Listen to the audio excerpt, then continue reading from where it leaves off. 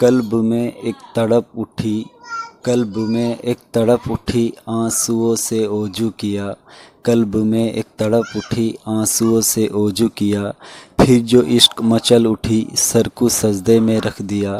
फिर जो इश्क मचल उठी, सर को सजदे में रख दिया।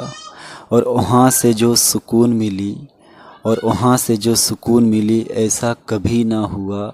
और वहाँ से जो सुकून मिली ऐसा कभी ना हुआ। अब किस्मतें चमक उठी, अब किस्मतें चमक उठी, दिल मुतमईन हो गया। फिर जो चाहते अब रही, फिर जो चाहते अब रही, क्या करूँ लेके इस दुनिया का। फिर जो चाहते अब रही, क्या करूँ लेके इस दुनिया का। और मैं शहादत की तलाश में मैं मदीना चल पड़ा, और मैं शहादत की तलाश में मैं मदीना चल पड़ा।